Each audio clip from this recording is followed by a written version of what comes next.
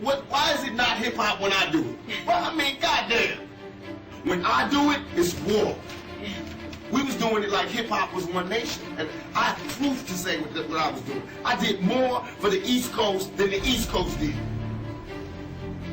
I put more guns in East Coast niggas' hands than East Coast niggas did when they came out here. I put the niggas on the more weed gates and weed spots and safe havens and safe spots than the East Coast did. I put more rappers on than they did. I gave Biggie his first shows. I was the one that I was that bridge that niggas used to walk on to get over here. I explained it. I'm the one that told you. It's never a beef, it's only a difference in opinion.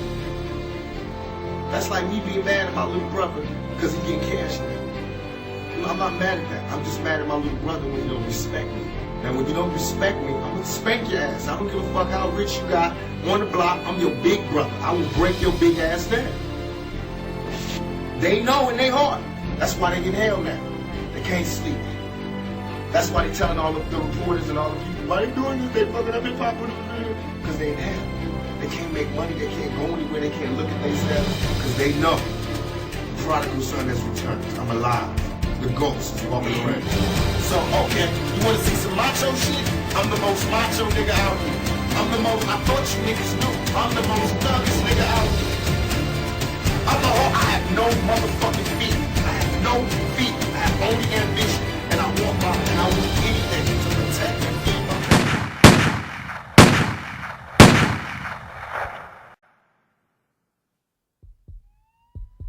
Central, I got a black male shot at 48 and 7. Put a rush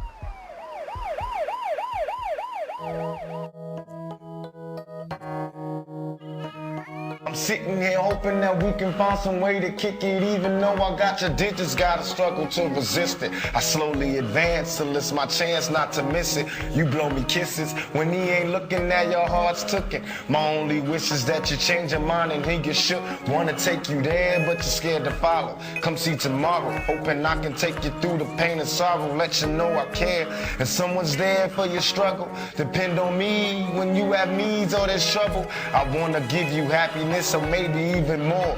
I told you before, no time to waste. We can hook up at the store. Can you get away? At first, I always thought he was just a crazy, arrogant little idiot. But I didn't really know how deep he was. We have to be honest about the tools that we use to survive. And why is a black life any more recoupable than a white life? You know what I'm saying? We know that they don't put the same security in the ghetto that they do in the whites in the white neighborhoods. There was no money, and everything depended on your moral standards and the way that you behaved and the way that you treated people. We'd be millionaires. We'd be rich. But since it's not like that, then we're stone broke. And so that's the only thing that I'm bitter about, is growing up poor because I missed out on a lot of things. This is a big question, and no one's been able to answer it, and this is staggering. How can Reagan live in a White House which has a lot of rooms and there'd be homelessness? And he's talking about helping homelessness. This is what I mean about practicality. All right, if there's someone homeless in Washington, D.C., if there's homelessness and he has the White House which has 1,000 rooms, why can't he take some of them people off the street and put them in his White House? Because he doesn't want to get dirty. The White House would be a little... Tupac's gift was the ability to take somebody else's pain and story and translate it.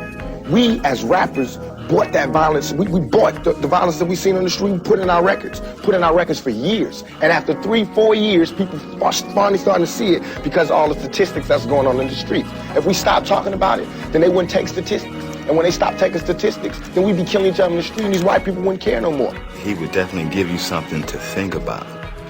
When people say Pac is the best rapper of all time, they don't just mean he's the best rapper. They just mean what he had to say was most potent, most relevant, and that he was the better human being. Tupac pulled from Martin Luther King, Malcolm X, all the good speakers.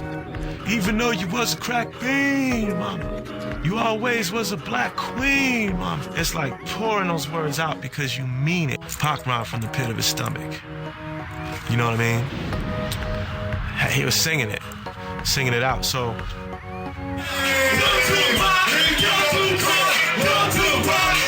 Pac made sense, man, because of the simple fact the way he wrote lyrics, man.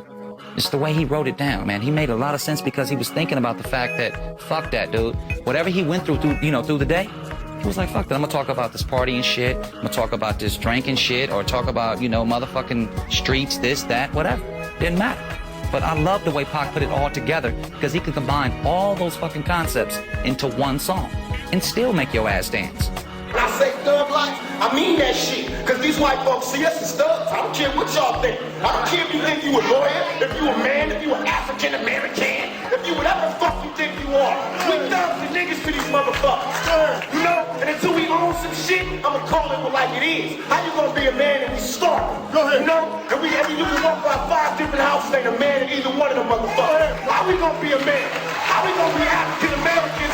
We out here dying. We thugs and we niggas until we set this shit right. Trust me when I tell you that shit. I mean, I've had Chief of Police, Vice President, the leader of the Black National Women's Council. Everybody against me. Why? Why me? I've not brought violence to you. I've not brought thug life to America. I didn't create thug life. I diagnosed it. That's what I like about Tupac. He said he was for the thugs. He didn't just mean people who beating women up and people who stealing. He meant a thug, T-H-U-G-L-I-F-E, the hate you gave little infants, F's everyone. He meant by nigga, N-I-G-G-A, never ignorant, getting goals accomplished. Pac was a magnet for the lost souls in the world, and you know what I mean?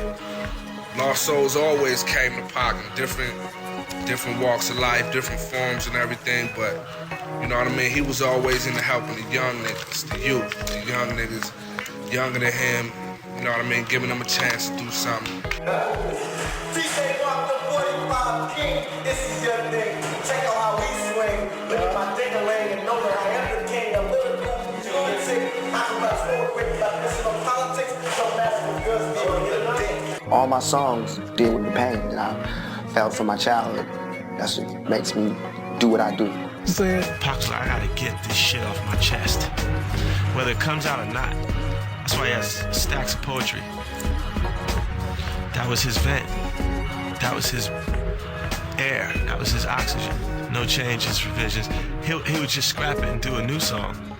He just poured it out. It's more like a jazz improvisationalist. He came in there and said it, how he felt it. And he's gasping for air. He's got a joint in his hand.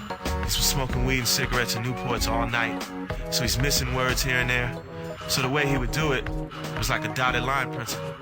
When he would gasp for air and miss a line, on this track, maybe it caught that word. And on this track, so he would triple his vocals to make sure every word was said. Every other record that came out that Tupac did, I did high and drunk in the studio, like it was making the beat, like laying the beat down, you know? And that's why I be sounding hella sloppy, you know what I'm saying? But that song, it'd be like, fuck it, I feel as though, niggas drunk and high when they listening to it. Shit, we only got 2 weeks to do this whole album, complete it, mix it down and everything. We don't have time or the luxury to spend all of this time doing one song. We don't have it. We gotta somehow find a way that we can double up on it. Cause I did my whole album, I know it ain't all of that, but I did my whole album like 3 songs a day. Cause I was just laying it, rocking it, and getting off. You can mix it later and have niggas that love being in the studio all night, just add the drum beat at the time and shit. You can do that after the rappers leave and shit. Niggas that love being in the studio, that just love listening for the right kick. But for while we in here and you got like 8 rappers here and everybody drinking and smoking and shit, man, get that beat popping. Throw them niggas on the track. You catch everybody freestyling, throw them niggas on the track. Boom. That's just the name of the song is whatever this nigga said his last word was. We do it, put it down. Then after we finish, we walk out, everybody be here and listen to it. Like this the hook, we go in there and lay the hook. If we don't like that hook, the nigga lay another hook, come back out here, lay scratches or whatever. That be the song.